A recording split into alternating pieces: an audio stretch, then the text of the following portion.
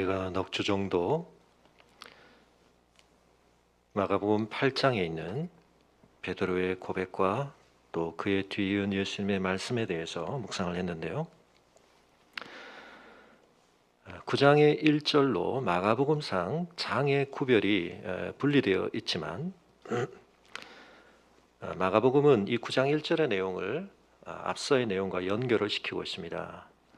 내가 진실로 너에게 이르노니 여기 서 있는 사람 중에 죽기 전에 하나님의 나라가 권능으로 임하는 것을 볼 자들도 있느니라 하시니라. 여기서 예수님이 하신 말씀의 가장 직접적인 내용이 뭔가에 대해서는 여러 가지 논의와 논란들이 있습니다만 예수님께서 실수를 하셨다, 결국 맞지 않은 얘기를 하셨다라고 하는 극단적인 입장에서부터 이 말씀을 어떻게 이해해야 이 말씀에 담긴 의미를 우리가 제대로 받아들일 수 있을 것인가 하는 것에 대한 많은 생각들이 있습니다만 자연스럽게 마가복음의 흐름 안에서 볼 때 이 말씀은 1차적으로는 오늘 본문의 중심 사건인 우리가 소위 변화산 사건이라고 부르는 이 사건의 내용과 일단 긴밀하게 연결이 되어 있습니다.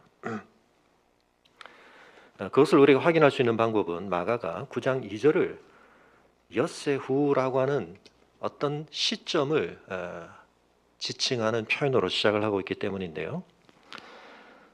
여러분 기억하시겠습니다만 마가복음 안에서 마가가 때로 시기를 뜻하는 표현들을 쓰기도 하지만 어떤 경우는 생략하기도 합니다. 예수님께서 이방 지역을 이동하실 때 사실은 그 기간이 얼마였나 하는 것에 대해서 우리가 여러 가지로 추정을 해볼 뿐, 기억나시는지 모르겠습니다만 오병이어 때는 잔디의 색깔이 파랬는데 4천 명을 먹이실 때는 이랬다, 그런 말씀들을 제가 드렸던 기억이 나시죠. 그래서 대략 정도 기간이 한 달에서 얼마 정도 지나지 않았을까, 우리가 그런 추정들을 했었습니다. 그러나 그 앞쪽에서는 매우 근접한 사건들 속에서 그 즉시로 그때 이런 연결점들은 있지만 지금까지의 기록 안에서 마가가 특정한 기간을 정확하게 언급한 것은 이 표현이 처음입니다. 그리고 마가복음 안에서 이것은 굉장히 특이한 표현입니다. 자, 이 시간을 정확하게 특정함으로써 마가가 결국 우리에게 전하려고 하는 게 뭘까요? 이 두 사건 사이의 시간의 경과, 시간의 간격을 정확하게 말하는 것을 통해서 이 두 사건의 내용에 있는 의미의 연결성을 우리에게 부각시키려고 하는 것이죠. 시간적으로는 엿새가 지난 사건이지만 그 기간을 정확하게 짚어줌으로써 이 엿새 전후에 일어난 이 사건은 별도의 사건으로 보기보다는 내용적으로 긴밀히 연결된 사건으로 봐야 한다는 뜻입니다. 마태도 이 기간을 동일하게 기록하고 있고 누가도 기록하고 있습니다. 다만 누가는 8일쯤 뒤라는 표현으로, 다시 말하면 우리가 이 유대인들이 날짜를 세는 방식이 좀 특이한데요.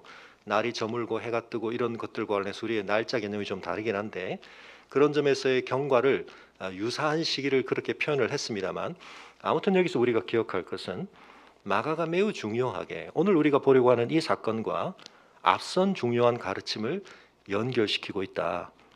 그러므로 9장 1절에 있는 이 표현의 1차적인 의미는 종말론적인 분명한 메시지를 가지고 있지만 이 종말론적인 어떤 실현을 가장 가까이에서 근사적으로 이 변화산 경험이 반영하고 있다는 것을 말씀하시는 것입니다.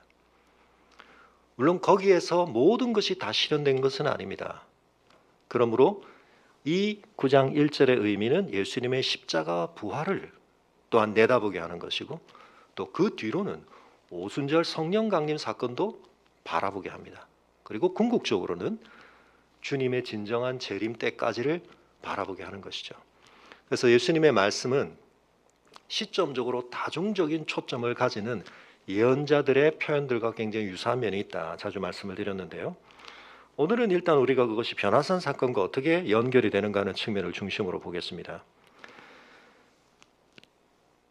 너희들 중 몇 사람은 이라고 말씀하셨고, 그래서 오늘 이 변화산 사건은 제자들 모두가 경험한 것은 아닙니다.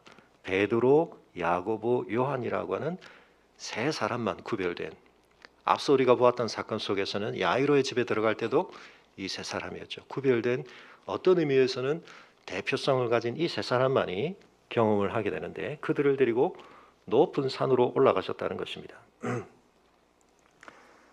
그런데 이 산 위에서 예수님께서 변화를 하십니다.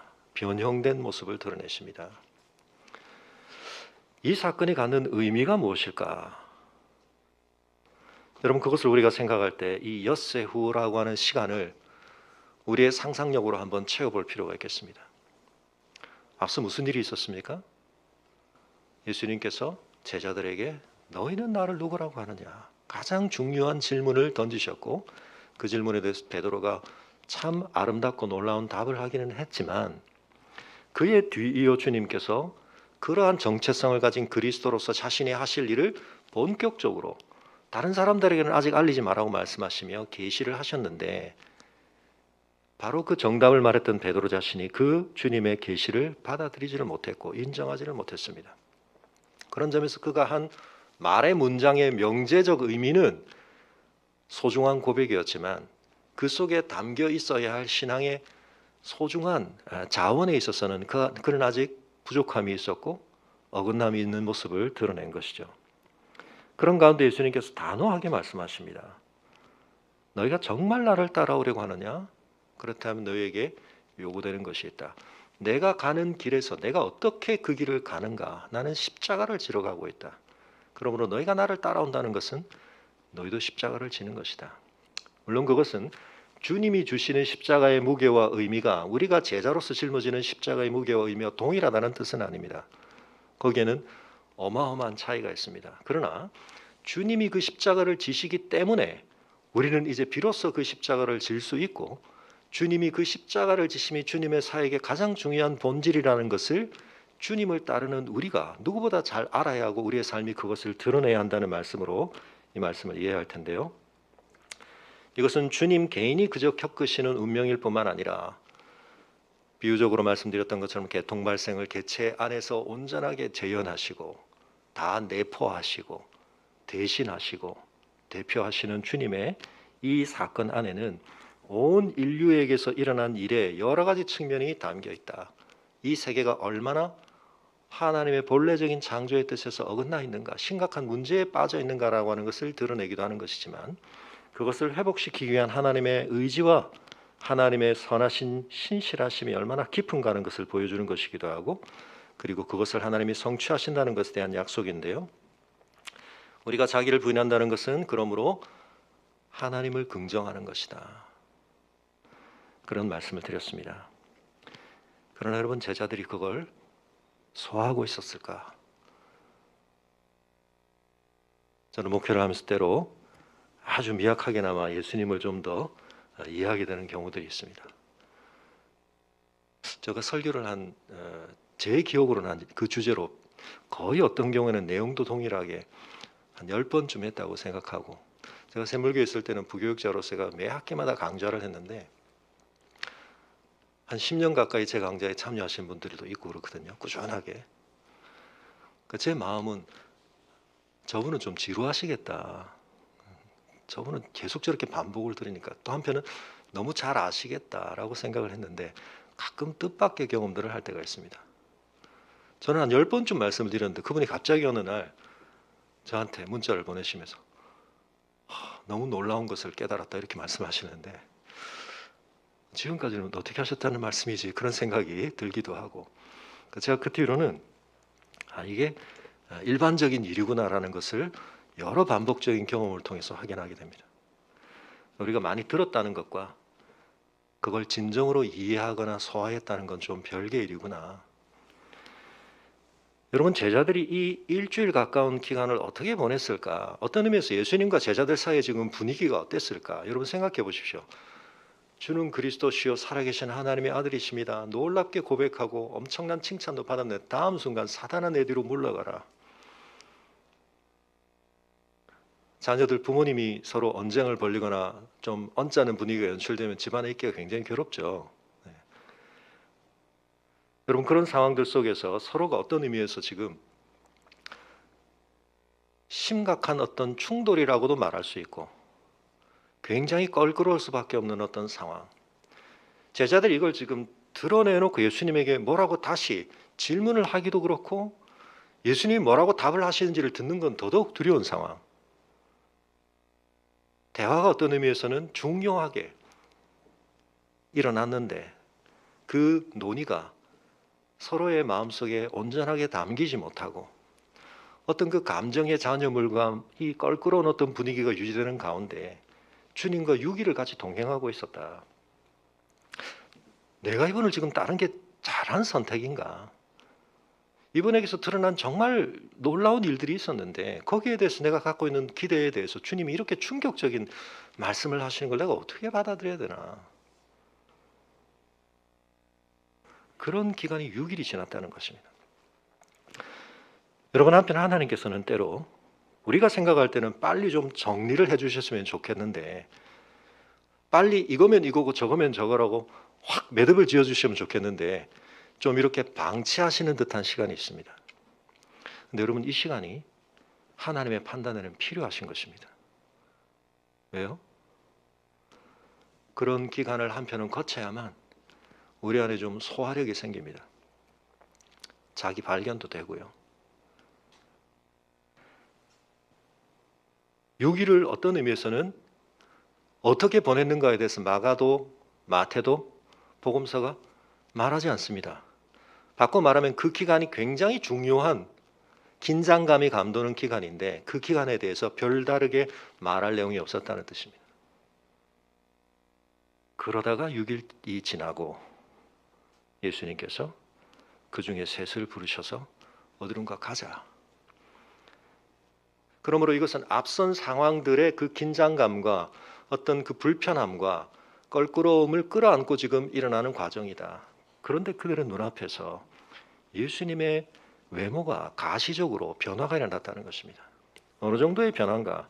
마가복음의 이 기록은 한편 우리에게는 좀 유머러스하기까지 한데요. 왜냐하면 우리는 오늘날 사람의 옷을 희게 할 수 있는 굉장히 많은 화학 제품들을 가지고 있고 방식들을 가지고 있기 때문에 그러나 어쨌든 마가의 표현상 이렇게밖에 표현할 수 없을 어마어마한 변화가 일어났습니다. 사람이 더 이상 빨래를 아무리 더 많이 한다고 해서 그 휘어짐의 정도가 더 달라질 수 없을 만큼 예수님의 모습이 환해지셨다. 그 사람들이 희다라고 하는 것을 어떤 의미에서 지금 옷에 대해서 묘사하고 있지만 사실은 이것은 예수님의 옷만의 문제가 아니라 그 옷을 뚫고 나오는 예수님의 광채에 대한 이야기죠. 그래서 물감은 섞을수록 검은색으로 가고 빛은 어떻습니까? 합칠수록 흰 쪽으로 갑니다. 예수님에게서 뿜어져 나온 어마어마한 빛에 관한 이야기입니다. 예수님이 입은 옷의 성분이나 옷의 상태가 바뀌었다는 게 아니라 이것은 그 옷을 입고 계신 예수님으로부터 뿜어져 나오는 어떤 어마어마한 영광스러운 광채에 관한 이야기라고 이해를 하는 것이 좋겠습니다. 그런데 거기에 또 다른 놀라운 일이 있었습니다. 엘리야와 모세가 함께 나타났다는 것입니다. 그리고 예수님과 더불어 대화를 합니다. 무슨 대화를 했을까요? 마가는 그 사실을 우리에게 기록하고 있지는 않습니다.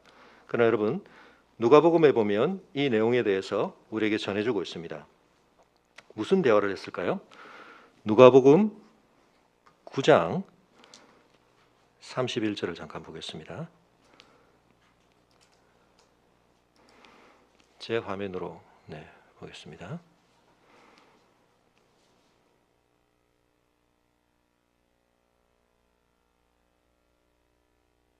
같이 읽을까요? 시작. 영광 중에 나타나서 장차 예수께서 예루살렘에서 별세하실 것을 말할세. 이 내용은 누가만 기록하고 있습니다. 이 대화의 주제와 내용이 무엇이었는가? 왜 엘리야와 모세인가? 사실은 여기에 여러 가지 우리가 읽어낼 수 있는 의미들이 있다고 볼 수 있는데요. 일단은 먼저 여러분, 복음과 관련해서 우리가 잘 알고 있는 것처럼 가장 중요하게 예수 안에서 우리에게 일어난 복음, 그리고 그 복음으로 말미암아 우리에게 주어진 나타난 새로운 하나님의 의를 실현하시는 방식과 관련해서 로마서 3장이 뭐라고 얘기하는지 잠시 보겠습니다. 로마서 3장 21절 같이 읽을까요? 시작. 이제는 율법 외에 하나님의 한 의가 나타났으니 율법과 선지자들에게 증거를 받은 것이라. 굉장히 좀 표현이 이상합니다. 율법 외에, 여기서 율법 외라는 것은 율법을 능가하는 또는 율법을 초월하는, 그러나 그것의 의미가 율법을 무시하거나 율법과 무관하거나 율법을 폐기하는 것이 아니라는 것을 바로 이어서 연결을 하죠. 뭐라고요? 근데 그것이 오히려 율법과 선지자들에게 증거를 받은 것이다. 지지를 받는 것이다. 그러므로 그것은 율법을 능가하되 율법을 온전하게 더 성취하는 것이다. 예수님이 복음서에서 율법과 관련해서 이 주장을 계속 하시나 율법을 폐하러 온 것이 아니라 율법을 완전하게 하러 왔다. 여러분, 그 점에 있어서 구약에서 율법을 대표하는 사람이 누구입니까? 모세입니다. 그 다음 선지자를 대표하는 사람이 누구죠? 엘리야입니다. 이 두 사람이 등장했다는 것은 구약과 유대인들의 사회에서는 여러분, 어떤 한 사람의 자기 주장이 신빙성 있게 받아들여지기 위해서는 자기 혼자 주장해서는 안 되고 최소한 두 사람 이상, 두세 증인이 필요합니다. 지금 여기에 출연한 모세와 엘리야는 바로 그러한 의미에서 구약 전체를 대표하며, 율법서와 선지서라고 하는 것은 시가서와 더불어 히브리어 성경 전체를 통칭하는 가장 중요한 표현입니다. 율법과 선지자의 대표자들이 나타나서 구약을 통해 하나님이 말씀하셨고 이루어오신 그 역사 모든 것을 통해서 하나님이 우리에게 주신 말씀들, 약속들, 그 모든 것이 결국 누구를 지향하고 있는가? 예수 그리스도를. 자, 그런데 그렇다고 했을 때 이 예수라는 존재를 이해하는 데 있어서 가장 중요한 초점과 중심이 뭐라고 우리가 계속 살펴봤습니다. 예수님 자신이 밝히시기를 나는 예루살렘에 뭐하러 간다? 죽으러 간다. 이것은 그저 수동적으로 당하는 죽음이 아니라 자기의 의도와 목적을 실현하는 것을 어떤 외부적인 요인에 의해 좌절당하는 죽음이 아니라, 그것은 참 비참하고 또 무기력한 죽음처럼 보이지만 놀랍게도 그의 사명과 정체성을 온전하게 드러내고 실현하는 사건이라는 것을 주님은 말씀하기를 원하셨는데 제자들은 그게 연결이 안 되는 거죠. 이럴 때 결국 어떻게 하시는 겁니까? 지금 하나님이 한편 그들에게 증거를 주고 계시는 것입니다. 모세와 엘리야가 나타나서 딴 이야기를 하면 사실은 심각한 문제죠, 지금. 근데 이 증인들이, 구약을 대표하는 증인들이 출연을 해서 뭐에 대해서 지금 증언하고 있습니까? 예수님이 제자들에게 하셨는데 제자들이 받아들이고 소화하고 있지 못한 그 얘기. 이분이 뭘 하러 오셨나? 이분에게서 가장 중요한 게 뭔가? 이분의 별세하심에 대해서, 죽으심에 대해서 같이 얘기를 했다는 것입니다.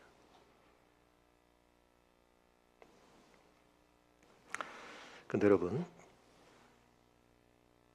지난주에 말씀드렸던 것처럼 베드로가 이 사건을 기억하고 있죠. 그래서 이 사건에 대해서 그가 얼마나 한편 하나님 앞에서 그가 충격적으로 이 사건을 받아들이고 또 기억했는가라고 하는 것을 묘사하고 있는데, 하나님의 역사가 그들에게 나타났을 때 이 모든 것에 대해서 분명하게 하나님께서 증언해 주신 것에 대해서 베드로가 기억하고 있고 고백을 합니다. 그런데 여러분, 이 상황 속에서의 베드로는 그러지 못했던 것을 마가가 정확하게 우리에게 보여줍니다. 베드로가 이 상황에서 좀 가만히 있어도 되는데 베드로는 아마 늘 어떤 일이 있으면 자기가 말을 해야 하는 어떤 사명을 가진 것으로 생각을 하니 또 나섭니다. 뭐라고 말합니까? 라비여, 우리가 여기 있는 것이 좋사오니 우리가 초막셋을 짓되 하나는 주를 위하여, 하나는 모세를 위하여, 하나는 엘리야를 위하여 하사이다. 이 시기가, 이때가 초막절이었을 것 같지는 않습니다. 그런데 그가 지금 이러한 말을 하고 있는데 마가가 정확하게 그 해설을 곁들이고 있습니다. 뭐라고 말합니까? 이는 그들이 몹시 무서워함으로 그가 무슨 말을 할지 알지 못함이더라. 소위 우리도 그럴 때 있죠. 당황하거나 또 이럴 때 그냥 가만히라도 있으면 되는데 뭐라도 말을 해야 되겠는데 무슨 말을 해야 될지 몰라서 아무 말이나 하게 되는 상황. 아무 말 대잔치가 이루어지는 겁니다. 지금 자기도 무슨 소리를 하는지 모르는데 지금 무슨 말을 막 하고 있는 거죠. 상황에 적절하지 않은 말. 이 모든 상황에 대해서 그가 어떻게 지금 반응해야 되는지에 대해 스스로 정립이 잘 안 되는 상황에서 그냥 얼떨결에 나온 말입니다. 그러나 여기에 감출 수 없이 노출되어 있는 것은 있습니다. 뭡니까? 그의 정서 상태죠. 뭐라고 이 상황이? 한편은 굉장히 두려운 상황이라는 겁니다. 압도적인 경험입니다. 이미 앞서에서도 예수님께서 놀라운 권능을 행하실 때 제자들에게서 이런 모습이 나타났습니다. 두려움, 경외감의 두려움. 자신들이 파악하고 이해하고 통제할 수 있는 범위를 넘어서는 일을 그들이 겪고 있다는 것을 보여주는 분명한 한 측면입니다. 그런데 그것이 부정적이지 않다는 거죠. 어떤 점에서요? 그들이 메시아에 대해서 걸고 있는 어떤 영광스러운 모습, 그분을 통해서 일어날 일에 대한 그들의 기대와 관련해서 이 모습이 굉장히 소화하기 쉬운 장면은 아니지만, 예상했던 모습은 아니지만, 그러나 한편 이것은 그들에게 굉장히 반가운 모습이라는 것입니다. 이런 상황. 근데 누가가 지적하듯이 이 상황에서 주님과 모세와 엘리야가 여전히 집중하고 있는 주제는 앞선 주제와 달라지지 않았습니다. 예수님의 돌아가심에 대한 이야기를 하고 있습니다. 그러나 그들에게는 그게 들릴까요? 아니죠. 눈앞에 보이는 이 휘황찬란한 상황. 이분은 정말 대단한 분이야. 근데 베드로의 이 어떤 의미에서 참 부끄러울 수 있는, 나중에는 이불킥을 하고 싶었을 이 적절하지 못하고 상황에 어울리지 않는 이 불쑥 내뱉은 이 말을 마가가 굳이 기록하는 이유는 뭐냐? 여러분, 계속해서 우리가 복음서를 통해 확인하는 것은 이 복음의 가장 중요한 증인들이요 선포자들이었던 사도들이 주님 앞에서 이 복음을 계속 접하게 되었을 때 그들 안에 얼마나 엄청난 충돌이 있었는가, 어긋남이 있었는가, 소화하지 못함이 있었는가, 이걸 계속 보여주고 있지 않습니까? 여기서 우리가 끊임없이 생각해야 합니다. 우리가 같은 복음을 받았습니다. 물론 다음에 좀 더 자세히 설명드리겠습니다만 이 제자들의 상태와 우리의 상태에 차이가 분명히 있는 면이 있습니다. 우리는 오순절 성령 이후, 강림 이후를 살고 있기 때문에 간단하게 다시 리마인드를 시켜드리면, 제가 자주 말씀드렸던 것처럼 주민등록증이 발급되는데, 여러분, 저는 예전에 이 표현이 좀 그렇습니다. 비닐로 된 주민등록증을 쓰다가 조금 플라스틱 카드로 되는 주민등록증으로 전체 시스템이 바뀌면서 그 시스템의 변화를 저는 겪었기 때문에, 뭐 제 연배 전후로는 다 그러셨겠죠. 그러니까 우리는 내가 분실을 하거나 내가 문제를 일으킨 게 아닌데 다 한번 갱신을 해야 했습니다. 주민등록 카드를. 그러나 제 자녀들을 비롯해서 이제 그 뒤로 그 시스템 이후로 주민등록증 발급받는 사람은 어떻게 되나요? 처음부터 그 카드로 받는 거죠. 그러니까 우리 자녀가 주민등록증 발급받는다고 했을 때 어떤 사람이 자기 경험에 비추어 아 그래? 근데 너 좀 이따 그거 갱신해야 돼 이렇게 말하는 것은 어떤 오리를 범하는 거죠? 자기 개인사와 이 시스템 전체의 역사가 오버랩되어 있었기 때문에 자기만 특수하게 경험한 것을 일반화시키는 오리죠. 이해가 되십니까? 그러니까 그 시점 이후에 발급을 받은 사람은 내가 경험한 것과 같은 경험을 할 필요는 없는 면이 있는 것입니다. 그런 점에 있어서 복음서 안에 있는 제자들과 우리에게 구별점이 하나 있습니다. 그게 뭐냐면 오순절 성령 강림 그리고 정경의 완성이라고 하는 구속사의 대단히 중요한 분수령을 우리는 다르게 경험을 했기 때문에 우리는 그 중요한 사건들이 완성된 이후에 하나님의 은혜를 경험하고 있기 때문에, 바꿔 얘기하면 이 제자들은 구속사의 대단히 중요한 변화의 변곡점들을 그들의 개인사 속에서 걸쳐 살았습니다. 그래서 이 제자들의 경험이 완전하게 우리에게 매핑이 되는 1:1 함수적인 대응이 되는 그런 모습이라고 생각할 필요는 없고 또 그렇지는 않습니다. 그런 점에 있어서는 이 제자들보다 우리에게 유리한 점이 분명히 있는 것이 사실입니다. 그런데 여러분, 유리한 위치에 있다는 게 우리의 상태가 그렇다는 뜻은 아니거든요. 그러니까 바꿔 얘기하면 히브리서식의 표현을 말하면 우리는 훨씬 더 유리한 위치에 있는데 우리에게서 그러한 열매가 나타나자면 우리는 훨씬 더 그걸 부끄러워해야 하고 그것은 훨씬 더 우리의 심각한 상태를 보여주는 것입니다. 자, 그런데 돌아가서 그럼에도 불구하고 복음서들이 제자들의 이 모습들을 기록하고 있는 중요한 이유는 복음을 받아들이는 것이 쉽다, 쉽지 않다? 쉽지 않다는 것입니다.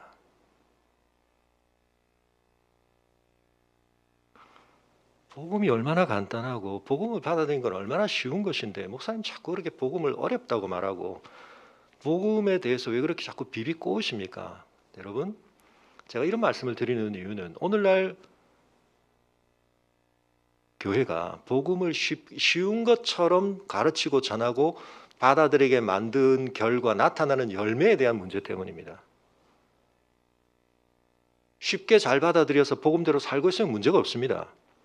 근데 우리의 삶에서 나타나는 증상과 상황을 보니까 우리가 심각하게 돌아봐야 한다는 것입니다. 우리가 정말 복음이 전하는 그 복음을 받아들인 건지, 베드로 안에서도 명백하게 작동했던 이 복음을 걸러내려고 하고 복음의 교란을 일으키는 부인되어야 할 것들을 여전히 간직하기 때문에 복음이 복음되지 못하게 만드는 이 상태들이 우리 안에서 버젓이 일어나고 있는 건지 돌아봐야 한다는 것입니다. 그 문제를 자각하고 보면 여러분, 이 문제가 심각하게 보입니다. 중요하게 보입니다. 그러나 또 한편은 위로가 됩니다. 나만 그런 게 아니었구나. 나는 복음 잘 받았는데 베드로는 왜 이렇지? 내가 정말 복음을 제대로 소화했나라는 것을 문제의식으로 갖게 되면 여러분, 이 모습들이 낯설지가 않습니다. 그리고 이 모습들이 한편 위로가 됩니다. 그리고 한편은 그것은 우리에게 경고가 되죠. 우리도 입맛대로 걸러내고 있구나. 복음이란 건 내가 이미 가진 기준에 부합할 때는 맞아요. 이게 복음이죠. 변화산에서 이 모습이 정말 좋은 거죠. 이건 간직하고 싶은 거죠. 저장하고 싶은 겁니다. 초막을 지어서. 근데 그 앞선 사건, 이 사건 하나님은 지금 연결해서 보여주고 계신데 우리는 그걸 소화를 못하는 거죠.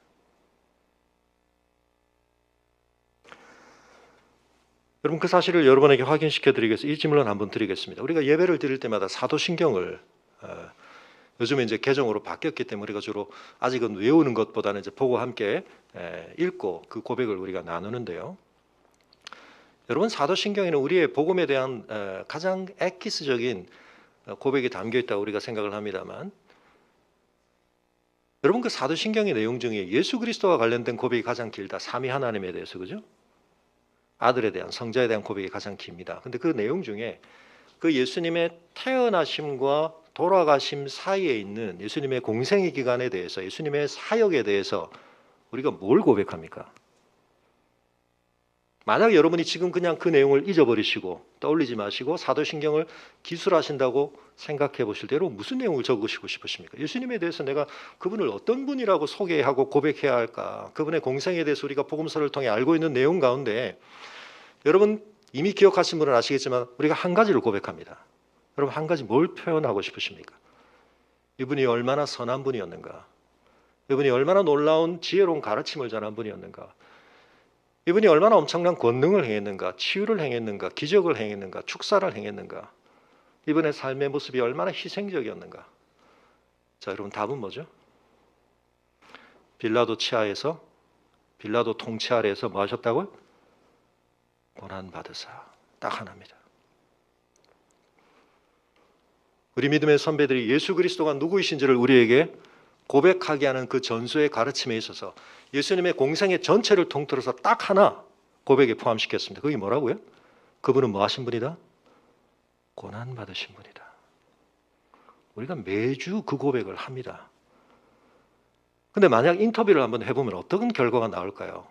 한국에 있는 성도들에게 예수님의 공생에 대해서 그것을 한마디로 당신은 뭐라고 표현, 어떤 부분에 집중하고 어떤 부분을 중요하다고 부각시키고 싶습니까? 그분은 고난받은 분입니다.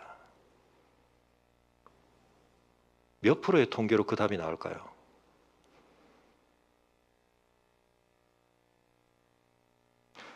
여러분, 이게 우리의 실상입니다. 내가 복음을 알고 있는가? 복음을 안다는 건 뭔가? 그건 우리가 복 받는 방법에 대한 이야기.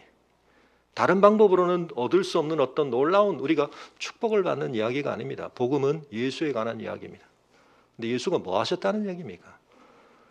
적어도 그분의 온 삶을 통해서 그분은 고난받은 분으로 기억되어야 한다. 이것이 사도신경으로 우리에게 전수된 고백의 본질임을 우리가 매 예배마다 반복은 하고 있습니다. 그런데 그걸 우리가 소화하고 있느냐는 얘기입니다. 체화하고 있느냐는 얘기입니다.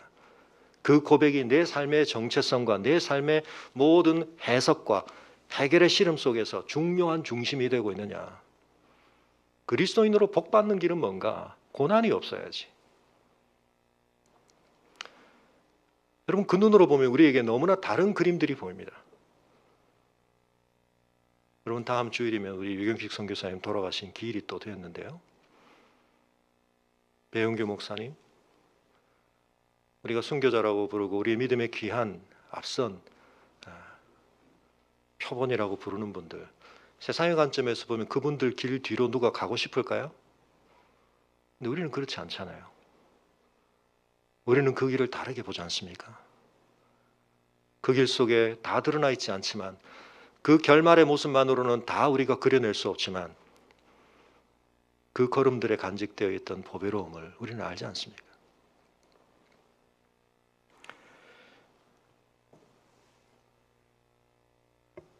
여러분, 이 장면 속에서 이 어긋남이 계속되고 있다는 사실, 그래서 그들이 이 어쩔 줄 모르는 상황 가운데서 또 다른 경험을 하게 되는데 구름이 와서 그들을 덮습니다. 구름이라고 하는 성경에서 하나님의 충만하신 임재를 드러내는 상징물입니다. 놀라운 선포가 이루어집니다. 뭐라고 하십니까? 이건 새로운 말씀이 아니었습니다. 반복이었습니다. 언제와 반복이죠? 세례 요한의 세례식 때 예수님이 들었던 그 명백한 음성, 하늘이 열리고 비둘기와 같은 형상으로 성령이 임하시는 것과 동반된 명확한 그 사건에 대한 해석적인 하나님의 선포, 이는 내 사랑하는 아들이요 내 기뻐하는 자라고 하는 그 이중에 구약의 메시아와 관련된 가장 중요한 두 노래의 합성, 그때 하나님의 말씀과 이 내용이 달라진 것은 없습니다. 다만 달라진 것은 인칭의 변화가 있습니다. 그때는 예수님을 향한 선포였기 때문에 인칭이었고 여기서는 3인칭적인 선언입니다. 모세와 엘리야만이 아니라 하나님이 친히 다시 한번 컨펌, 확정을 해주시는 거죠. 이 사람이 누구다? 내가 이상적으로 이스라엘과 온 세계 위에 세운 나의 합당한 대리 통치자 그리스도다. 그 사실을 하나님이 다시 한번 확인시켜 주시는 것입니다. 이분이 왜 자꾸 우리가 못 알아들을 얘기를 하시지? 우리가 그리고 있는 그림하고 다른 그림을 자꾸 얘기하시지? 이분이 그리스도가 맞나? 회의를 품고 일주일을 보냈는데 하나님이 모세와 엘리야 보내셔서 더 나아가서 누구를 통해서 하나님 자신이 말씀하십니다. 그러고 나서 눈을 들어보는데 아무도 보이지 않았다. 오직 예수뿐이었다. 여러분, 여기서 중요하게 부각시키는 게 뭡니까? 예수의 우월성, 예수의 탁월성, 모세와 엘리야를 능가하는, 히브리서가 우리에게 증거하는 중요한 내용이죠. 천사보다 위대하신 분. 그러므로 이 사람이 무슨 말을 하든 그것이 너에게 이해가 되든 되지 않든 너희가 그리고 있는 그림과 기대에 그것이 부합하느냐 아니냐와 상관없이 너희는 그를 따라야 한다. 그가 하는 말을 들어야 한다. 지금껏 너희가 그를 따르기 위해서 걸어온 걸음 지속해야 한다. 하나님이 그 이야기를 하고 계시는 것입니다. 이 본문도 너무 중요하기 때문에 다음 주에도 계속 우리가 좀 살펴보게 될 텐데요. 뒤의 내용은 다음 주에 연결해서 오늘 앞 내용과 함께 좀 더 부각해서 설명을 드리겠습니다. 그런데 여러분, 여기서 중요한 것은 여러분, 모세와 엘리야가 이 사건의 가장 적임자라는 것을 우리가 몇 가지 다른 측면을 통해서도 확인할 수 있습니다. 첫 번째, 그 둘은 자신들의 사역 속에서 굉장한 고난을 경험한 사람들입니다. 내가 누구기에 과연 이 일을 할 수 있습니까? 라는 이 자격과 관련해서 자기 스스로 굉장한 회의를 품을 수밖에 없을 만큼 모세도 그랬고요. 엘리야도 그랬습니다. 바로의 궁궐에서 자랐기 때문에 자기는 뭔가 어마어마한 걸 할 수 있겠다고 자신했을지 모르지만 40년간 광야가 썩어였습니다. 엘리야는 어땠습니까? 40년까지는 아니지만 40일 동안 그도 그런 침체 과정을 겪습니다. 박해를 받습니다. 바로의 위협을 받습니다. 아합과 이세벨의 위협을 받습니다. 고난을 겪습니다. 그러나 그럼에도 불구하고 그들은 대단히 중요하게 그 시대 속에서 하나님의 살아계심을 가시적으로 증명하는 일에 쓰임받았던 통로들이었습니다. 바로의 권세 앞에서, 아합의 권세 앞에서 하나님이 창조주이시고 하나님이 살아계신 참 하나님이심을 가시적으로 드러냈던 사람들입니다. 애굽에 10가지 재앙이 임했고 갈멜산 위에서 하늘로부터 불이 임하는 어마어마한 일의 가시적인 증거를 남긴 사람입니다. 그리고 그들이 개인적으로 어떤 경험을 했습니까? 특별히 오늘 본문은 출애굽기에 있는 모세의 경험을 굉장히 많이 반영하고 있습니다만 24장에 있는 것들과 여러분 잘 아시는 것처럼 모세가 또 하나님 앞에서 내려올 때 그 몸에서 광채가 났던 그 이야기들을 우리에게 떠올리게 하죠. 근데 엘리야도 마찬가지입니다. 그 침체를 겪은데 엘리야가 뭐합니까? 산 위에서 하나님의 임재를 경험합니다. 두 사람은 산 위에서 하나님의 임재를 경험했던 사람들입니다. 그리고 마지막 또 하나, 그들의 죽음과 관련해서 뭔가 좀 흐릿함이 있었습니다. 이 사람들의 죽음에 대해서는 뭔가 일상적인 사람들과 다른 면이 있었습니다. 엘리야는 하늘로 올려왔다 그러고요. 모세는 산 위로 올라갔는데 그의 무덤을 찾을 수 없게 하셨습니다. 그의 죽음에 대해서 어떤 확정적인 매듭이 좀 흐릿한 사람들입니다. 그래서 이 사람들에 대해서는 전승을 통해서도 뭔가 이 사람들은 그 죽음의 권세를 이긴 어떤 사람들로서의 상징성 혹은 돌아올 수 있는 어떤 사람들로서의 기대가 있었습니다. 물론 제가 모세에 관련해서는 모세가 토사구팽 당한 것이 아니다, 그 얘기를 자주 말씀을 드렸는데 모세는 커튼콜을 받고 있는 거죠. 그러나 또 한 가지 중요한 특징이 있습니다. 그의 당대에 어마어마한 가시적인 하나님의 권능의 통로가 되기도 했고 하나님의 임재도 누렸고 하나님의 역사를 놀랍게 성취한 사람들인데 전무후무합니다. 이런 시대가 없었습니다. 그런데 그 자신에게는 자신을 통해서 일어난 이 어마어마한 역사로 인해 따라왔으면 하는 어떤 그 결론이 유보된 사람들입니다. 모세 어떻게 됐습니까? 자기가 정작 가나안 땅에 못 들어갔습니다. 엘리야에게 하나님이 주신 말씀이 뭡니까? 엘리사를 세우라는 것입니다. 니네에 보이지 않는 7천의 동력자가 있고 예후에게 기름을 부어서 이 아합의 집안에 이 어마어마한 영적 어둠을 걷는 것은 네 당대에 다 완성되는 게 아니다. 그런 점에서 그들은 자신이 가장 심혈을 기울여 헌신했고 씨름했던 그 일의 열매를 자기 때에 다 볼 수가 없다는 아쉬움을 받아들여야 했던 사람들입니다. 그럼으로써 한편 다음 시대를 강력하게 조명하는 그런 일을 했죠. 이 두 사람이 그 모든 경험과 그들의 모든 영향력을 끌어안고 지금 누구를 조명하고 있습니까? 예수 그리스도. 이분의 말을 들어야 한다. 이분을 제대로 봐야 한다. 우리도 하나님에 의해서 어마어마한 경험도 했고 엄청난 걸 이룬다고 했지만 우리는 하나님이 이 역사 속에 어떤 일을 일으키는가에 대해서 우리도 제한적이었다. 그러나 그 모든 제한들이 극복되고 완전한 실현을 이루시는 분은 누구시다? 예수시다. 그분이 하는 말이 너희에게는 너무나 받아들이기 어려울지 모르지만 받아들여야 한다. 여러분, 그 주제가 그런데 무엇과 맞물린다고요? 이분의 죽음과 맞물린다.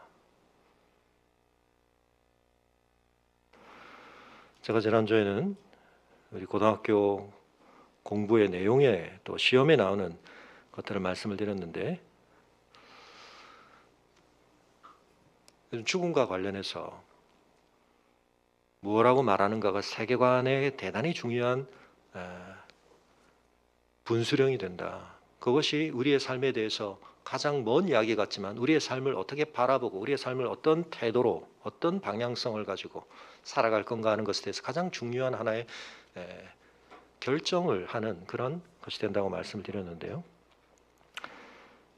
이번 주에도 여러분은 안 보셨으리라고 제가 생각합니다만 예능 프로그램에 유퀴즈 온 더 블록이라는 프로그램이 있습니다. 꽤 저는 괜찮은 예능 프로그램 중에서는 꽤 여러 인물들을 우리의 삶에 대해서 또 성찰해 볼 만한 많은 내용을 다루는데요. 근데 이번 주에 주제가 좀 특별했습니다. 좀 철학적인 주제였습니다. 어떻게 살 것인가. 근데 몇 명의 게스트가 나왔는데 그 중에 스님 한 분이 나오셨고 이 스님이 굉장한 인기를 얻으셨습니다. 월호 스님이라고.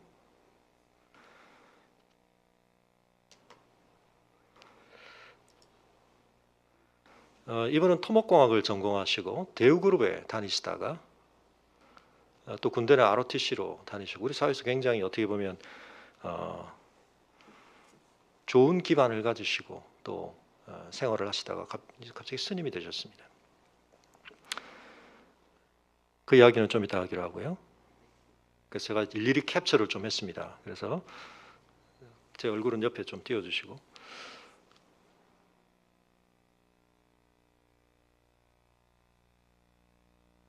이분이 3남매였는데 자기 동생 둘이 세상을 떠나는, 한 사람은 산에서 아마 추락을 한 것 같습니다. 그래서 동생 둘이 자기 곁을 떠나는 걸 경험하면서 이분이 이제 그런 질문을 품게 되었고, 인생에 대해서 고뇌를 하다가 하루를 살아도 내 삶의 종착지를 알지 못하면 이게 제대로 사는 게 아니다. 100년을 산들 무슨 소용이 있겠는가. 진리를 찾기 위해서 절실한 마음으로 출가를 하셨고, 그리고는 이제 스님이 되신 한 30년 되신 것 같습니다. 삶이 오면 삶과 함께하고 죽음이 오면 죽음과 마주한다. 죽는다고 아주 죽는 게 아니라는 걸 알게 되셨다. 어떻게 됩니까? 했더니 손바닥을 펼치시면서 둘이 아니다. 삶과 죽음이 손바닥 뒤집듯이 불행과 행복이 둘이 아니다. 불교의 중요한 내용이죠. 최근에 꽤 대중적으로 알려졌던 해민 스님이라는 분이 우리 현각 스님에게 굉장한 비판을 받으면서 이제 활동을 중지하시고 그러셨는데, 불교계 안에서도 사실은 어떻게 보면 불교의 정통 교리나 불교가 정말 본질로 생각하는 것들로부터 조금 이탈돼 있는, 직접 수행도 그렇게 많이 안 하시고 너무 호화로운 집에 사시는 것 같은 때문에 이제 비판이 일어나가지고 활동을 접으셨는데, 사실 이분은 굉장히 지금 불교에 충실한 얘기를 대중적으로 그러나 하고 계십니다. 두 팔로 보이지만 한 몸에 있는 하나의 팔인 것처럼 둘이 아니다. 부처와 중생도 둘이 아니고 삶과 죽음 역시 둘이 아니다. 불교에서의 죽음은 곧 새로운 태어남이다. 탄생이 고통의 시작이고 죽음은 안식일 수도 있다. 죽음은 어떻게 되는가? 몸과 마음의 가짐에 따라 사고가는 것이 다른데, 그걸 이제 벗어나려면 무아법에 통달해야 된다. 그걸 통달하고 나면 결국 지옥도 없고 천당도 없다. 내가 있으니까 지옥도 있고 천당이 있는 거다. 내가 없는 거다.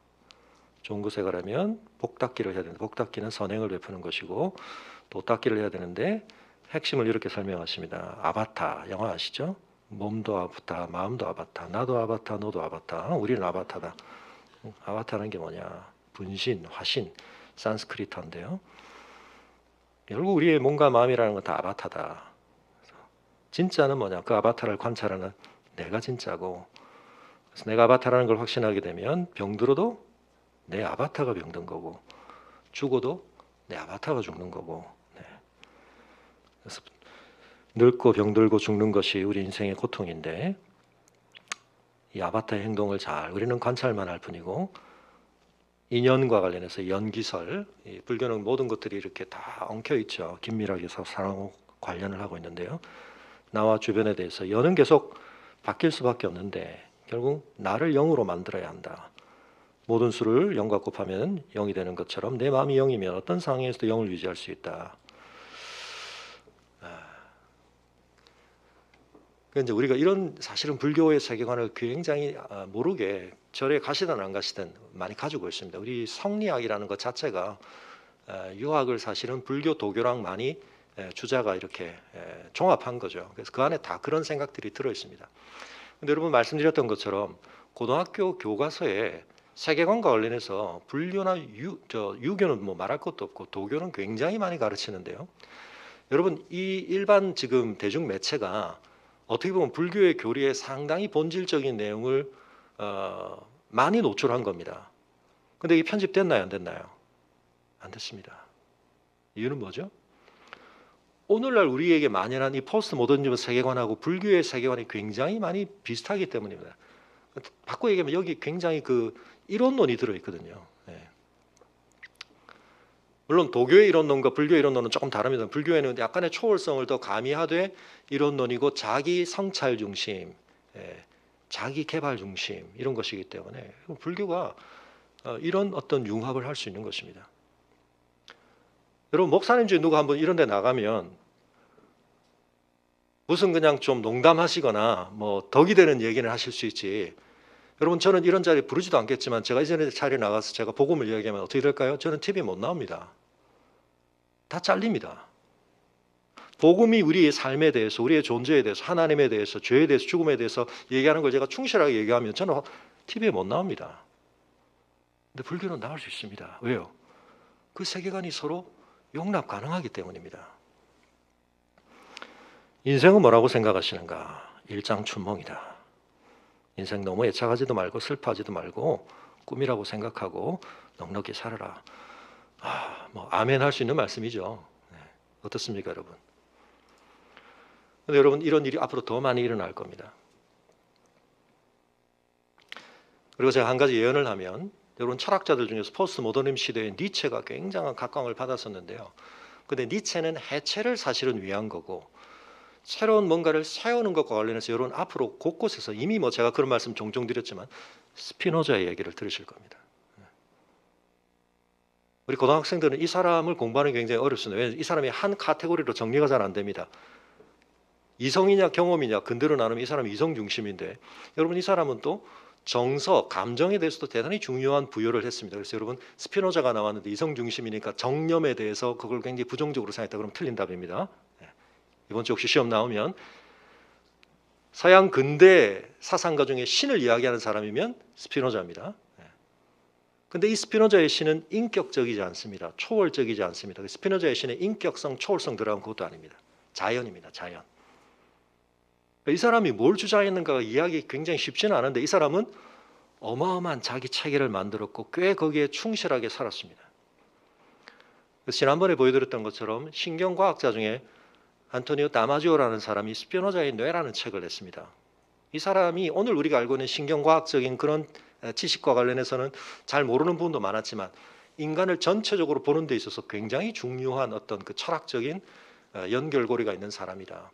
들레즈의 철학이라든가 오늘날 그 프랑스 철학도 이 스피노자와 관련해서 몸과 관련해서 이 세계관과 관련해서 스피노자가 앞으로 도처에서 나올 겁니다. 지금 이제 예언처럼 제가 충분히 말씀드릴 수 있습니다. 왜냐하면 스피노자의 이론론이 막강하기 때문입니다. 근데 이 불교의 이야기나 스피노자의 이야기나 이게 사실은 새로운 이야기는 아닙니다. 그대로 거슬러 올라가면 이 스토아 학파 사상하고 많이 닿아 있습니다. 필연적인 세계관. 그래서 여러분 그 매트릭스에 보면 그 매트릭스가 그런 필연과 자유, 선택과 인과성에 관한 이야기 아닙니까? 거기 보면 스님들이 많이 나옵니다. 스님. 애기도 스님으로 숟가락 붙들이면서 뭐라고 그럽니까? 숟가락이 없다가 진실이다. 뭐 이런 얘기하죠. 그런 것들이 들어가 있는 것은 이런 필연론적인 세계관과 이론론적인 세계관이 오늘 포스트 모더니즘 시대를 가장 밑에서 떠받치고 있기 때문입니다. 이런 생각들이 우리에게 있기 때문에 오늘 제가 간단하게만 말씀드리고 다음 주에 조금 더 자세히 말씀드리겠습니다만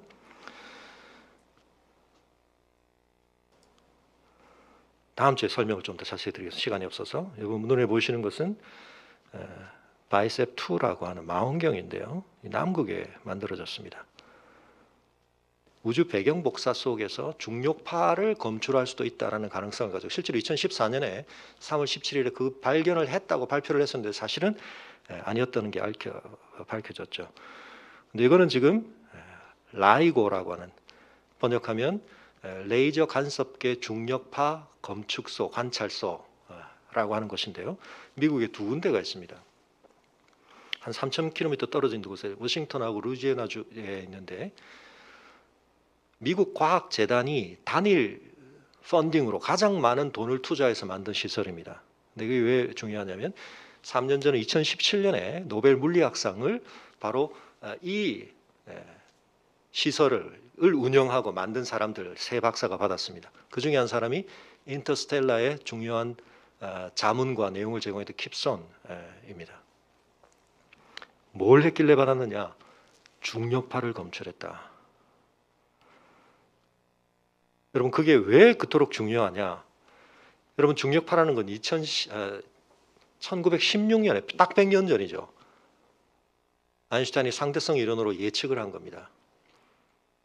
질량과 물질이라고 하는 것이 중력과 관련해서 어떤 작용을 하는가. 결국 뉴턴이 중력에 대해서 우리에게 공식을 가르쳐 주긴 했지만 뉴턴은 중력의 정체에 대해서 설명을 하지 않았고 설명을 못했습니다. 그리고 그 설명에는 한계가 있었습니다. 이해에는. 근데 아인슈타인의 상대성 이론에서 중력이라는 것의 본질이 드러나는데 그것은 사실은 질량을 가진 두 물체가 뭐 끌어당기고 이런 게 아니고 그 질량을 가진 것들이 주변에 있는 그 질량은 주변에 있는 시공간을 어떤 형태로든 형성하게 되는데 그 형성에 따라 물질이 움직이기 때문에 그렇게 보이는 것이다. 그래서 이제 이 움직임과 중력의 관계, 질량, 에너지 이런 것들을 아인슈타인이 만들었습니다만 그게 진짜 존재한다는 걸 확인하기 위해서 다시 말하면 어마어마한 질량을 가진 어떤 것들의 급격한 변화가 일어나면 시공간 자체가 어떤 큰 출렁임을 변화를 겪는다는 것을 예측은 했지만 이걸 확인할 길이 없었는데 그걸 적어도 저 라이고에서 확인했다. 이게 2016년입니다. 딱 100년 만에 발표를 했는데 관측은 2015년 9월에 했는데요.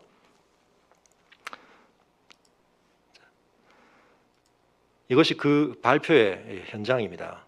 유튜브에 들어가시면 어마어마한 세계 기자들이 다 모여 있고 in geospatially new way.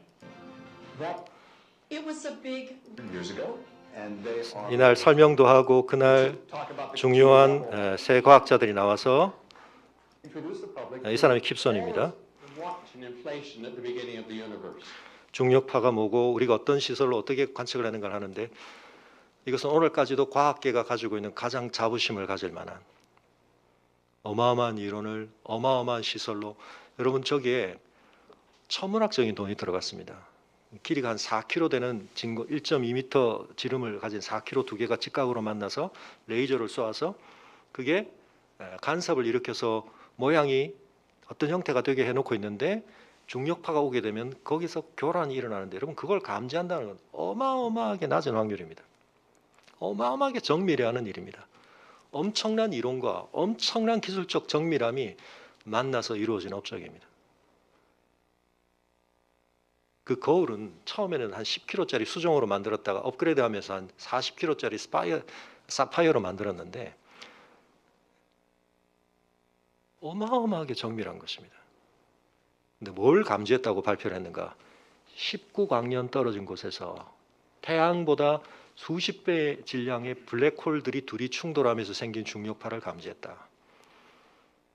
근데 왜 그게 어려웠는가? 아까 보여드린 바이셉2 같은 건 봤다고 했는데 왜 틀렸는가? 이 어마어마한 신호를 감지하는 것은 수많은 교란과 다른 간섭이 있기 때문에 쉽지가 않습니다. 더더욱이나 모든 것은 다 같이 중력의 영향을 받기 때문에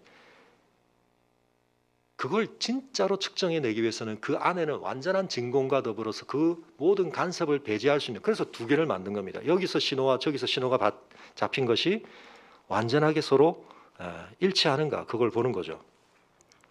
그래서 이 둘이 그 신호를 일치했다. 소리는 아주 간단합니다. 근데 이게 왜 중요하냐? 여러분 중력이라는 걸 우리가 굉장히 큰 힘이라고 알고 있지만 우리가 알고 있는 네 가지 힘, 전자기파, 강력, 양력과 비교하면 중력은 사실은 상대적으로 굉장히 미약한 힘입니다. 근데 우리 현실에는 굉장히 우리가 실제적으로 경험하고 있는 힘이죠. 근데 이 중력이라는 것이 작용을 하되 특별히 시공간을 뒤흔들 수 있다는 사실에 대해서 최초로 실험적인 확증을 받은 것입니다. 아주 짧은 소리입니다. 짧은 신호입니다. 근데 지금 인도 같은 데서는 여기에 천문학적인 돈을 투입해서 자기들도 지금 이런 시설을 만들겠다고 하고 있는 이유는 뭐냐면 여러분 전파가 처음 만들어졌을 때 발견될 헤르츠가 전파를 발견하고 뭐라고 했냐면 근데 이건 쓸모없는 거다 그랬습니다. 근데 여러분 2010 지금부터 한 5년 전 기준으로 전 세계 이 전파와 관련해서 영상 사업 모든 거 합치면 1,400조가 넘습니다. 지금 그게 다 돈이 되잖아요. 전파라는 게. 이 중력파라는 게 앞으로는 지금껏 우리가 보지 못했던 19광년 떨어져 있는 어떤 세계, 저 먼 곳에 있는 우주 지도, 이제는 이 파를 통해서 우리가 볼 수 있고 그릴 수 있을 거라고 생각을 하기 때문에 여기 어마어마한 돈을 집어넣는 겁니다. 우리가 초음파를 통해서 우리 몸 안을 들여다보는 것처럼 이전에 볼 수 없던 거. 여러분 과학이 얼마나 발전됐는가를 가장 결정적으로 보여주는 것입니다. 이전에 우리가 못 보던 걸 보게 해줍니다. 엄연히 존재했던 건데 우리가 몰랐던 걸 보여줍니다. 이론으로는 확신하고 있었지만 확정되지 않았던 걸 확정해 줍니다. 그런데 여러분 한편 과학이 그렇게 발전하지만 정작 우리가 보아야 할 것, 이미 보고 있는 것들 속에 연결시켜 보아야 할 것들을 우리는 못 보고 있고 그러한 점에 있어서는 어마어마한 교란들이 많다는 사실을 여러분 아셔야 합니다. 이 관측소가 그 어마어마한 우리가 듣고자 하는 그것에 집중하기 위해서 어마어마한 교란들을 다 제거하기 위해서 여러분 아까 바이셉2 같은 경우는 남극에 지어진 망원경입니다. 모든 현실에 교란될 수 있는 걸 다 배제하고 거기에 특수한 시설들을 맞춰서 그 조건을 맞추는 이유는 뭐냐면 우리가 딱 들어야 할 거기에 모든 것을 제대로 반응하기 위한 것인데요. 제가 다음 주에 이 내용을 가지고 좀 더 비유적인 설명을 좀 하려고 긴 설명을 드린 건데 여러분 우리가 하나님의 음성을 들음에 있어서도 마찬가지입니다. 엄연히 존재하는 중력이고 이론상 엄연히 있다는 걸 알지만 그걸 확인하는 건 쉬운 일이 아닙니다. 예수님이 눈앞에 계십니다. 많은 말씀을 하십니다. 근데 여러분 뭐가 문제입니까? 우리 안에 엄청난 교란이 있기 때문에 엄청난 죄의 필터들이 있기 때문에 보지만 듣지만 그게 우리 안에 반영이 안 됩니다. 뭐 하지 않으면요? 그 길을 가시는 주님과 우리가 튜닝되지 않으면 그래서 우리가 자기를 부인하게 될 때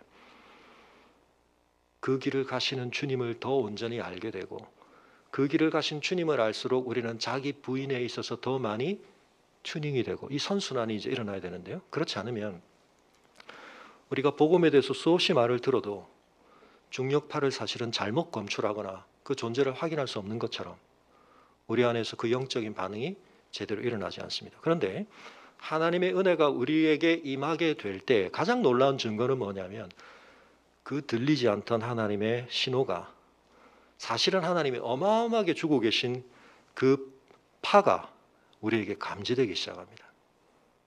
그리고 그것이 이전에 우리가 모든 것을 해석하고 바라보던 것을 완전히 바꾸어서 뉴턴 역학 체계는 이제 아니구나. 그걸 가지고 지구 위에서 사는 데는 아무 문제 없습니다. 그러나 아인슈타인의 상대성 이론 체계와 뉴턴 체계는 사실은 내용적으로 융합이 안 되는 부분들을 가지고 있습니다. 누가 맞나? 여러분 궁극적으로 그건 판단은 어디서 이루어진다고요? 우리의 삶에 대해서 궁극적인 지점에서 죽음에 대해서 몰라 그건 어떻게 되는지 몰라. 아닙니다 여러분. 다른 사상도 다른 종교도 거기에 초점을 맞추고 일관성 있는 차기를 만들어서 사람들에게 죄송하지만 교란을 하고 있습니다. 그리고 여러분 그 교란을 받고 있습니다. 스피노자의 생각인지 불교의 가르침인지를 모르지만 우리 시대에 만연한 이 전파들이 여러분 교란하고 있습니다. 내가 그걸 어떻게 걸러내고 소화하고 있는가 확인을 어떻게 해야 된다고요? 특별한 지점이 필요합니다. 특별한 관측이 필요합니다. 예수 그리스도의 죽으심이라는 초점에 모든 것을 맞춰 놓고 내가 그걸 어떻게 보고 있는가 거기에 대해서 뭐라고 말하고 있는가 여러분 거기에서 제대로 일어나는 신호 반응 하나는 여러분 이건 어마어마한 것입니다. 그것에 비추어 내 영혼 전체가 내 삶 전체가 인생이 뭔가 하는 우리의 전망 전체가 내 삶에 발생한 이 문제를 어떻게 풀어가야 할 것인가 하는 것과 우리 사회에 만연해 있는 이 문제들을 우리가 어떻게 정직하게 누가 제대로 풀어가는가 하는 것에 대한 판단에 있어서도 누가 진짜 자기 부인한 사람인가 누가 권력을 상대하는 사람인가 이 미쳐 날뛰는 여러 가지 경제적인 출렁이들 속에서 누가 중심을 제대로 잡고 갈 수 있는가? 답이 어디 있다고요? 예수의 죽음이 무엇을 우리에게 전해주고 무엇을 이루었다고 말하고 거기에 우리를 어떻게 결부시켜야 하는가에 대해서 복음이 말하는 바를 우리가 제대로 들어야 합니다. 사랑하는 성도 여러분, 다음 주에 좀 더 계속하겠습니다만 라이고 얘기나 뭐 이런 것들은 잘 지금 이해가 안 되시면 접어두시고 다음 주에 살짝 제가 좀 더 말씀을 드리겠지만 이건 비유니까 그냥 잊어버리셔도 괜찮습니다. 그러나 이것이 우리의 실상이기도 합니다. 여러분 우리가 과학이 어마어마하게 발달했는데요. 아마 이 코로나에 대해서도 백신도 나오고 치료제도 이제 곧 나오지 않을까 생각을 합니다. 극복을 어느 정도 하겠죠. 그러나 여러분 우리가 이런 어마어마한 기술을 가지고 있다는 점이 한편은 이 창조 세계 안에서 하나님이 우리를 얼마나 소중한 존재로 지으셨는가에 대한 중요한 확증이기도 하고 여러분 예수님께서 인간의 몸을 입고 오셨다라고 하는 것이 우리가 공이 아니고 내 존재가 그냥 지워질 수 있는 존재가 아니라는 사실에 대한 대단히 중요한 선언이죠. 우리는 아바타가 아닙니다 여러분. 예수 그리스도가 우리와 동일한 몸을 입으시고 우리의 동일한 존재성 안에 자기의 모든 것을 쏟아 부으셔서 우리의 존재를 긍정하셨고 우리의 존재 속에 깃든 그러나 가장 심각한 문제를 해결하고 계시는데 우리의 그런 존귀함이 있고 어마어마한 하나님의 창조성을 가진 우리의 대단함이 있지만 여러분 동일하게 그것들이 이 세계 속에 얼마나 엄청난 파괴성을 만들고 있는가. 지난번에 말씀드렸던 것처럼 지구온난화를 우리가 얼마나 가속시키고 있습니까? 영구 동토층이 녹으면서 지금 온갖 문제들이 지금 생기고 있습니다. 가축들을 지금 기르는 방식 자체가 이거 완전 바이러스 배양소입니다. 세균 배양소입니다. 평생에 햇볕 한 번 못 보도록 다 가둬놓고 그 속에서 어마어마한 변이들이 일어나서 인간을 공격하게 되는. 덴마크에서 지금 밍크 살처분 하는 거 보셨죠? 원래는 뭐 1,000몇백만 마리인가를 하기로 했었는데 뭐 엄청난 거센 저항을 만나가지고 그래도 하긴 했는데 제대로 안 해가지고 막 썩어서 나오고. 밍크를 우리가 왜 그렇게 좋아합니까? 우리가 무엇을 입을까, 무엇을 먹을까, 무엇을 입을까 하다가 그러고 있는 거 아닙니까? 여러분 이 세상이 굉장히 나아지는 면이 있습니다. 그러나 이 세상은 또 한편 굉장히 추락을 하고 있습니다. 어떤 면에서는 하나님이 이 첫 창조 세계 안에 심으신 많은 것들의 가능성을 우리는 계속해서 펼쳐가고 있습니다. 그것이 연결될 하나님의 나라가 있을 것입니다. 그러나 그러함에도 불구하고 우리가 뒤바꿀 수 없는 추락을 해가고 있는 이 모든 것들, 우리의 개인적인 삶의 도덕성에서부터 이 사회적인 시스템의 문제에 이르기까지 우리가 더 이상 돌이킬 수 없는 이 모든 것들을 하나님이 완전하게 회복시킨 새 세계를 창출하시기 위해 하나님이 택하신 방식은 이 세계 안으로 들어오셔서 이 세계의 모든 죽음을 짊어지시고 그 죽음을 끝장내시고 이 세계를 새롭게 시작하시는 것인데 우리는 그 일의 첫 열매요, 증인들이요, 그 세계에 동참한 자들이요, 그 세계를 보여주는 자들로 우리가 부름받았다는 이 사실을 기억하며 여러분 우리가 얼마나 대단한 사람, 여러분 여기가 라이고보다 훨씬 엄청난 가치를 가진 것입니다. 하나님의 교회가, 하나님의 성도가, 성도의 가정 하나가 이 세계 속에 중력파를 보여주는 것보다 더 중요한 영적 진리의 파장을 보여주는 것이 되어야 되니까. 여러분 함께 자리에서 일어나겠습니다. 우리 시간 함께 기도할 때 여러분 변화산 경험은 제자들에게 황홀한 경험이었을지 모릅니다. 그러나 안타깝게도 그들은 자신들의 눈앞에서 벌어지는 그 휘황찬란한 일 속에 하나님이 정말 꼭꼭 새겨놓으신 그 메시지를, 그 의미를 제대로 받아들이지는 못했습니다. 그들 안에는 그 모든 것을 걸러내게 만드는, 상쇄시켜버리는 어마어마한 교란들이 있었습니다. 오늘 우리도 마찬가지입니다. 복음의 복음됨이 우리에게 너무나 희미해져 버리고 무색해져 버리고 무기력하게, 무능력하게, 무의미하게 다가오는 이유는 우리 안에 세상의 목소리가 너무 많고 사내립의 목소리가 너무 크고 우리가 거기에 너무 크게 반응하고 있기 때문입니다. 오늘 우리의 심령을 다시 한번 하나님 정결케 하여 주옵소서. 복음을 복음으로 듣게 하시고 복음을 받은 자답게 사는 삶이 무엇인지 실험하게 하시고 변화되게 하여 주옵소서. 우리 함께 기도하겠습니다.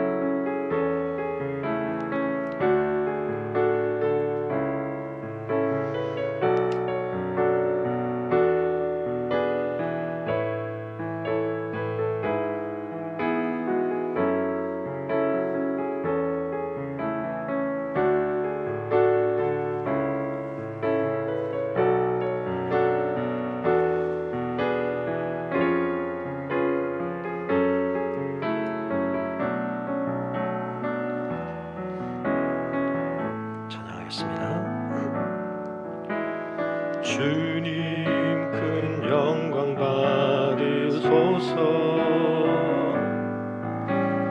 홀로 찬양 받으소서. 모든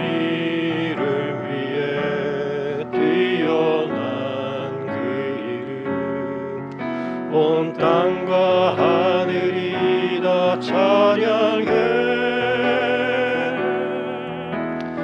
겸손하게 우리 무릎 꿇고 주 이름 앞에 영광 돌리세 모두 절하세 독생자 예수 주님께 찬양 드리리 모든 영광과 존귀와 능력 받으소서 받으소서 영광과 존귀와 능력 받으소서 받으소서 그리스도 살아계신 하나님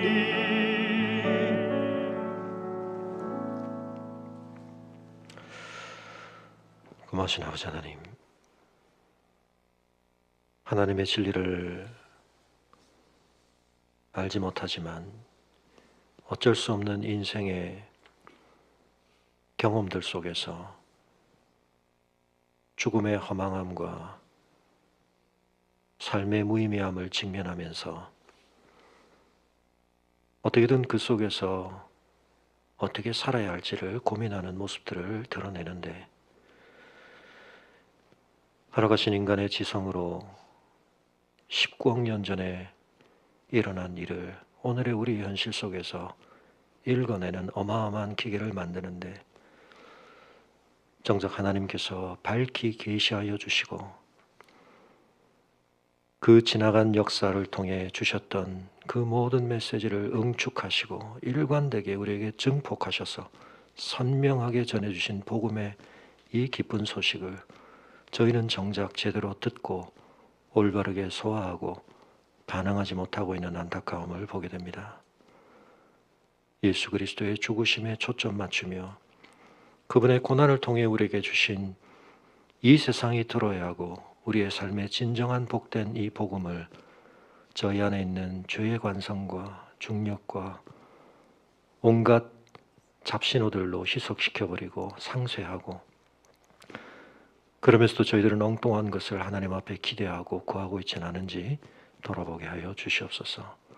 저희의 속사람이 변화되게 하시고 하나님의 진리를 올바르게 듣고 반응하고 그것에 영향받고 그것을 따라 사는 주님의 참 제자가 되어서 주님 안에서 이미 실현되었고 완성될 하나님의 나라를 누리고 증거하는 주님의 몸이 될 수 있도록 또 한 주간도 저희들을 빚어주시고 이 한 주간 저희의 삶이 변화산을 오르기 전 제자들의 모습처럼 고민하며 숙고하며 씨름하되 하나님이 우리에게 말씀하여 주신 바에 조금이나마 귀와 마음이 열리게 하시고 더 이상 우리가 고통이 없는 삶, 고난이 면제되고 어려움과의 거리가 더 확보된 삶이 복이 아니라 그것이 어떠하든 그리스도를 따름 속에 그리스도 안의 거함 속에 하나님이 보장해 주신 복을 깨닫고 누리는 저희들 되게 해주시기를 간구하며 아무도 함께 누구도 대신 들어가 줄 수 없는 시험장에 주님과 함께 동행하기를 원하는 우리의 자녀들 그들의 인생에 닥칠 수많은 또 다른 홀로 직면해야 할 인생의 시험장들 속에 주님과 더불어 공명하며 동행하는 우리의 자녀들 될 수 있도록 그들을 지켜주시기를 간구하고 이제는 우리 주 예수 그리스도의 은혜와 우리 아버지 하나님의 그 크신 사랑과 성령의 감화 감동 교통하심이 모세와 엘리야를 이어 우리 앞에 아름다운 순교와 선교의 삶을 사셨던 증인들의 삶을 또한 본받아 예수 그리스도를 온전히 따르기를 갈망하며 결단하는 주의 성도들의 걸음 위에 지금부터 영원토록 함께 하시기를 간절히 축원합니다.